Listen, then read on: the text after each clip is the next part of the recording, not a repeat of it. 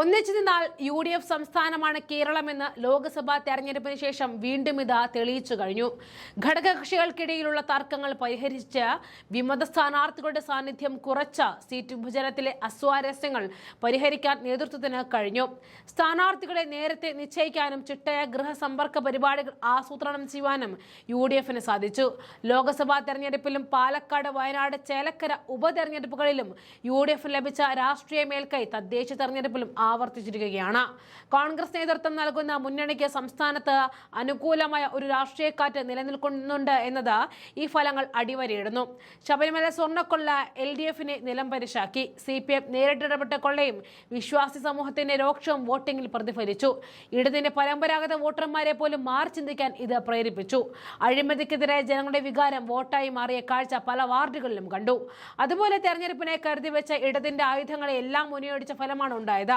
Palakkad MLA Rahul മാങ്കൂട്ടത്തിന്റെ ഉയർന്ന വ്യക്തിപരമായ ആരോപണങ്ങളെയും കേസുകളെയും രാഷ്ട്രീയ പ്രേരിതമായിട്ടാണ് ജനങ്ങൾ കണ്ടത്. ഇക്കാര്യത്തിൽ ജനം UDF നിലപാടുകൾക്ക് ഐക്യദാർഢ്യം പ്രഖ്യാപിക്കുകയായിരുന്നു. ടീം UDFന്റെ ഒറ്റക്കെട്ടായ പ്രവർത്തനം തന്നെയാണ് സംഘടനാപരമായിട്ട് കോൺഗ്രസിന്റെ ഹൈലൈറ്റായി മാറിയത്. വളരെ മുൻപേയുള്ള ആസൂത്രണവും അതിന്റെ നടപ്പാക്കലും മികച്ച ഫലത്തിലേക്ക് നയിച്ചു.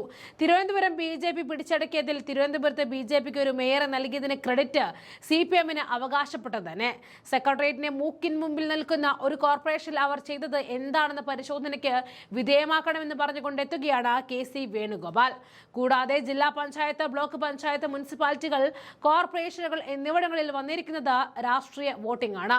സർക്കാരിനെതിരായിട്ട് ജനങ്ങൾ ചിന്തിക്കുന്നു എന്നതിന്റെ വ്യക്തമായ തെളിവാണിതെന്നും അദ്ദേഹം പറയുകയാണ്. ഈ വികാരം നിയമസഭാ തെരഞ്ഞെടുപ്പിലും ഇരട്ടിയായിട്ട് പ്രതിഫലിക്കുക തന്നെ ചെയ്യും. UDF കേരളത്തിൽ തൂത്തുവാരിയിരിക്കും എന്നും ആഞ്ഞടിക്കുകയാണ് KC. നമുക്ക് ആ ദൃശ്യങ്ങളിലേക്ക് പോകാം. ചെവിക്ക് പിടിച്ച് പുറത്താക്കുന്ന ഫലമാണ് ഇവിടെ ഉണ്ടായിരിക്കുന്നത്. ഇത് നിയമസഭയിലും ഉണ്ടാകും. നിയമസഭയിലും ഈ ഭരണത്തെ ആട്ടിപ്പായിക്കാൻ ജനം തയ്യാറായി നിൽക്കുകയാണ് എന്നുള്ളതിൻ്റെ സൂചന കൂടിയാണ് ഇത്. നമുക്ക് മനസ്സിലാക്കാൻ സാധിക്കുന്നത് CPMന്റെ ശക്തി കേന്ദ്രങ്ങളിൽ പോലും നല്ല വിജയമാണ് ഐക്യജനാധിപത്യ മുന്നണി നേടിയിരിക്കുന്നത്. ഈ വിജയത്തിൽ ഐക്യജനാധിപത്യ മുന്നണിയുടെ ഒറ്റക്കെട്ടായിട്ടുള്ള പ്രവർത്തനം, അത് ഞാൻ എല്ലാ പ്രവർത്തകരെയും ആത്മാർത്ഥമായിട്ട് അഭിനന്ദിക്കുകയാണ്. ഇത്തരം അത്യുജ്വലമായ വിജയം നേടിയതിന് നേതാക്കളെയും, അതുപോലെ തന്നെ കോൺഗ്രസിൻ്റെ പ്രവർത്തകർ ഒറ്റക്കെട്ടായി പ്രവർത്തിച്ചു, നേതാക്കളും ഒറ്റക്കെട്ടായി പ്രവർത്തിച്ചു. അതിൻ്റെ എല്ലാം പ്രതിഫലനമാണ് ഈ തെരഞ്ഞെടുപ്പ് ഫലം. തെരഞ്ഞെടുപ്പ് ദിവസം പോലും മുഖ്യമന്ത്രി നടത്തിയ പരാമർശം വ്യക്തമാണ്. മുഖ്യമന്ത്രിയുടെ സ്വഭാവ സർട്ടിഫിക്കറ്റിനുള്ള മറുപടിയാണ് ജനം നൽകിയിരിക്കുന്നത് കൃത്യമായിട്ട്. അപ്പോൾ ഞാനതാ സൂചിപ്പിച്ചത്, ഗ്രൗണ്ട് റിയാലിറ്റി മനസ്സിലാക്കാതെ മുഖ്യമന്ത്രി എന്തു പറയുന്നു എന്നുള്ളത് ഇപ്പം കേരളത്തിലെ ജനങ്ങൾ ഒന്നുകൂടി ചിന്തിക്കും. ജനങ്ങളെല്ലാം ഒറ്റക്കെട്ടായി തങ്ങൾക്കെതിരാണെന്ന് മനസ്സിലാക്കിയിട്ടാണോ എന്ന് എനിക്കറിയില്ല. അതല്ലെങ്കിൽ തീരെ ജനങ്ങളുടെ മനസ്സിനെക്കുറിച്ച് അറിയില്ല. ഇതാണ് കൃത്യമായിട്ടും പറയാനുള്ളത്. സർക്കാരിന് ഇനി ഒരു ഇഞ്ച് മുന്നോട്ട് പോകാൻ കഴിയില്ല. നമ്മൾ വളരെ വ്യക്തമാണ്, കേരളത്തിൽ UDFന്റെ അതിശക്തമായ തിരിച്ചുവരവാണ് ഇതിലൂടെ ഉണ്ടായിരിക്കുന്നത്. ശബരിമല വിഷയമൊന്നും പ്രതിഫലിക്കില്ല എന്ന് പറയുമ്പോഴും അത്തരം വിഷയങ്ങളൊക്കെ തന്നെ ഈ തെരഞ്ഞെടുപ്പിൽ പ്രതിഫലിപ്പിച്ചിട്ടുണ്ട് എന്നുള്ളത് കൂടിയാണല്ലോ ഈ ഫലം. ഏത് ശബരിമല വിഷയമൊന്നും പ്രതിഫലിക്കില്ല എന്ന് പറയുമ്പോൾ മുഖ്യമന്ത്രി തന്നെ പറഞ്ഞതാണ്. അല്ല, മുഖ്യമന്ത്രിക്ക് ശബരിമല ഒരു പ്രശ്നമേ ആയിരുന്നില്ലല്ലോ. മുഖ്യമന്ത്രിയും പാർട്ടി സെക്രട്ടറിയൊക്കെ ശബരിമലയെ പുച്ഛിച്ച് തള്ളുമായിരുന്നല്ലോ. അത് അവരുടെ നിലപാടതായിരുന്നു. ഞങ്ങൾ ആദ്യം മുതലേ അക്കാര്യത്തിൽ ഉറച്ച നിലപാടുമായിട്ട് നിൽക്കുമായിരുന്നു. BJPക്കും അക്കാര്യത്തിൽ കള്ളക്കളിയായിരുന്നു. എന്തായാലും ജനങ്ങളെ സംബന്ധിച്ചിടത്തോളം BJP സീറ്റുകൾ വിജയിച്ചത് താങ്കൾ ചോദിച്ചു. അത് പരിശോധിച്ചാൽ മനസ്സിലാവും. CPMന്റെ ഔദാര്യത്തിലാണ് പലയിടത്തും BJP ജയിച്ചിരിക്കുന്നത്. ഞങ്ങൾ ആദ്യം മുതലേ പറയാണ്, PMC പദ്ധതിയിലും ലേബർ കോഡിലും ദേശീയപാത അഴിമതിയിലും ഒക്കെ തന്നെ കേന്ദ്ര സർക്കാരിനെ പിന്തുണക്കുന്ന CPM. ഞാനിപ്പോൾ പറയുന്നത് ഇതിനകത്ത് കൃത്യമായി പറയാൻ ആഗ്രഹിക്കുകയാണ്. CPM എന്ന് പറയുന്ന പാർട്ടിക്കുണ്ടായിട്ടുള്ള ആശയദാരിദ്ര്യം, അവരുടെ എല്ലാം ഐഡിയോളജി തകർത്തെറിഞ്ഞ് ഇപ്പോൾ അവർക്ക് ഐഡിയോളജി ഒന്നുമില്ല. അത് പാർട്ടി തീരുമാനിക്കുന്ന നയങ്ങൾക്കെതിരായിട്ടുള്ള നിലപാടുകളാണ് ഗവൺമെൻറ് സ്വീകരിച്ചത്.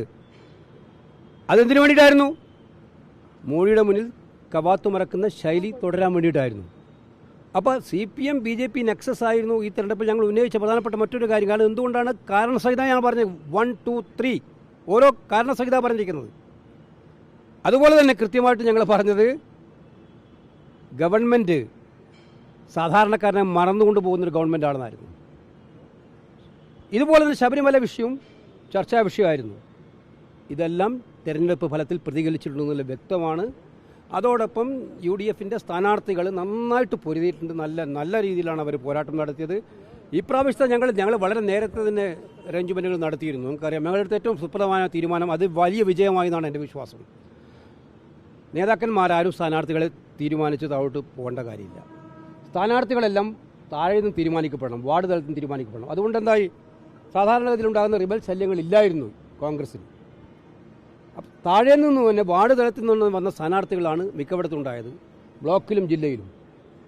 സാധാരണ ഏത് വിജയത്തിലും ഞങ്ങൾക്ക് ബ്ലോക്ക് പഞ്ചായത്തിൽ വിജയം ഉണ്ടാവാറില്ല. ഇപ്രാവശ്യം ബ്ലോക്ക് പഞ്ചായത്തിൽ, ഗ്രാമപഞ്ചായത്തുകളിലും. അപ്പോൾ ഇത് സൂചിപ്പിക്കുന്നത് സത്യമായിട്ടും CPMൻ്റെ ഏറ്റവും വലിയ തകർച്ചയാണ് സൂചിപ്പിക്കുന്നത്.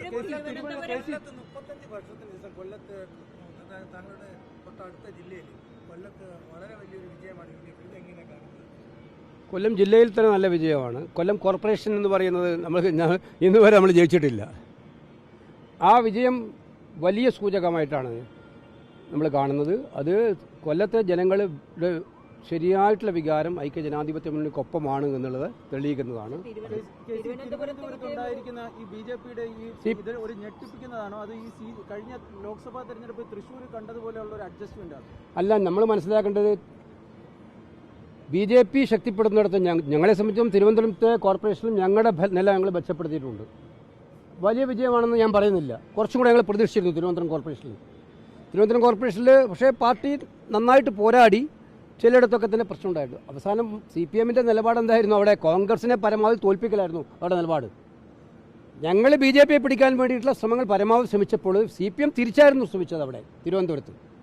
അപ്പോൾ അത് CPMൻ്റെ പരിശോധിച്ചാൽ അറിയാം. CPMൻ്റെ പ്രവർത്തന ഫലമായിട്ട് തന്നെയാണ് BJPക്ക് ഒരു മേയറെ കൊടുത്തതിൻ്റെ ഫുൾ ക്രെഡിറ്റ് CPMന് എടുക്കാം.